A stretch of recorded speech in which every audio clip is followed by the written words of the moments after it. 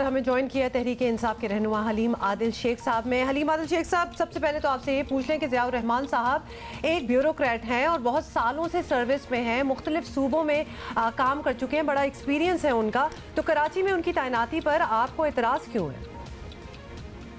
इससे पहले अगर वो सारा कुछ गलत होता रहा तो क्या हम भी गलत चलाएं?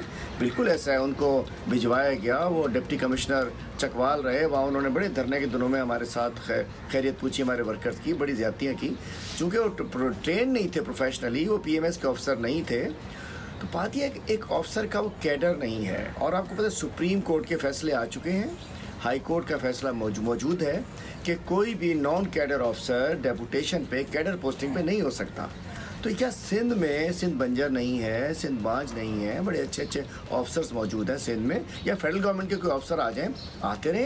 कितने सारे पख्तून, पंजाबी बलोच सब सिंध में ये सर्विस करते हैं, सिंध के पंजाब में, पंजाब के KP में, KP के बलूचिस्तान में, ये ट्रेडिशन। लेकिन एक गैर कानूनी तरीके से कन्वर्ट हुआ एक सियासी बुनियादों पर उसको अगर ये ऐसा करेंगे तो, लेकिन चूँकि ये एक सियासी रिश्वत दी गई, मौलाना फजलुर रहमान साहब को धरने का जो एक रेंटा धरना दिया गया, उसके टोकन के तौर पे उन्होंने कहा होगा, जैसे पहले भी बहुत सारी चीज़ें सुनते रहते हैं, मैं नहीं कहूँगा परमिट शर्मिट का सुनते हैं, परमिशन का सुनते हैं, ये एक सियासी रिश्वत के टोकन के तौर पे दिया गया।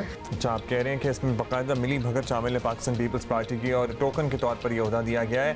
ये बताइएगा हलीम साहब, कहा यह जा रहा है कि सिंध हुकूमत ने नहीं, वफाकी हुकूमत ने ज़ियाउर रहमान को सिंध डेपुटेशन पर भेजा है, तो इसकी ज़रा वजाहत कर दीजिए। नोटिफिकेशन वगैरह भी मौजूद है, तो आप इसकी तरदीद करते हैं या आप इस मामले की इंक्वायरी करेंगे या मालूमात पहले इकट्ठी कर लेंगे और उसके बाद को प्रेस कॉन्फ्रेंस करेंगे?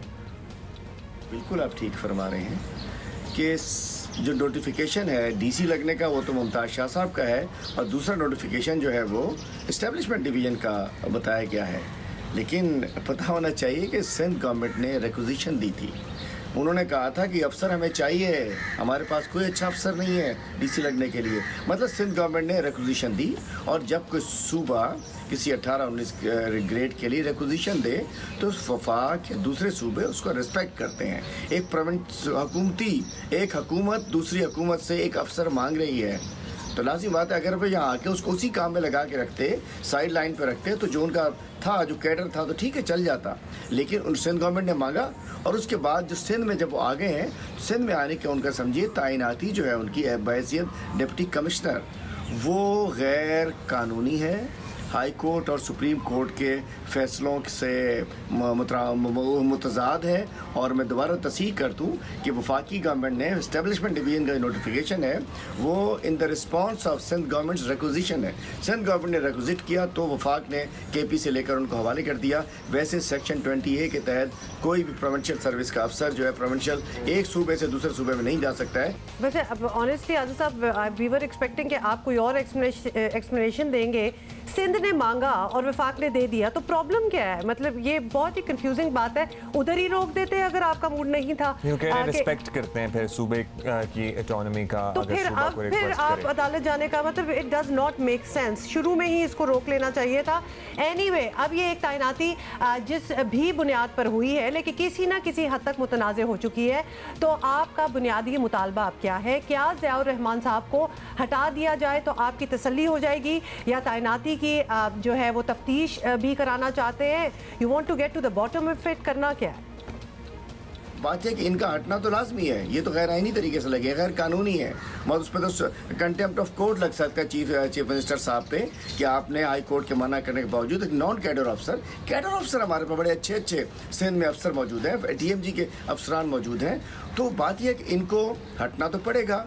हमने अपील भी की है प्रोविंशियल गवर्नमेंट से KP की, और हमने फेडरल गवर्नमेंट से भी कहा है कि गैर कानूनी तरीके से भेजा गया। और देखिए उनकी जो पोस्टिंग है ना सेंट्रल, उसके अंदर से स्मेल आ रही है कि उनको चूंकि PTI का ज़िला है तो चुन के उनको वहाँ लगाया गया कि अभी डिलिमिटेशन होनी है, इनको कुछ अर्से इन्होंने एडमिनिस्ट्रेटर रहना है और PTI के कान मरोड़ सकें। बात यह कि इनको हटना तो ज़रूरी है, लेकिन हमारी तसल्ली नहीं होगी। हम चाहते हैं कि जिस साजिश के तहत इनको लगाया गया, सिंध में जिसने इनकी लगाने के ऊपर समरी की उसके खिलाफ कानूनी कार्रवाई होनी चाहिए। और ये समरी इसकी रिक्विजिशन दी गई है, मतलब इसको CM डायरेक्टिव्स पे इनको DC पोस्ट किया गया है। और उसके बाद चीफ सेक्रेटरी ऑफिस से जब लॉ एडवाइज़र और एडवोकेट जनरल से भी कमेंट लिए गए तो उन्होंने भी गैर कानूनी कमेंट दिए गए हैं। मैं समझता हूँ CM office law adviser, advocate general ने, तीनों ने गैर कानूनी काम करवाया चीफ सेक्रेटरी साहब से, उनके खिलाफ कार्रवाई होनी चाहिए और इसकी पूरी तफ्तीश होनी चाहिए। शुक्रिया आपका हलीम साहब। आपने कहा कि इनको हटना तो होगा ही, लेकिन एट द सेम टाइम ये किन अहकामात के तहत लगाया गया है इन्हें? साजिश के तहत। तो वो साजिश भी बेनकाब करना चाहती है पाकिस्तान तहरीक इंसाफ।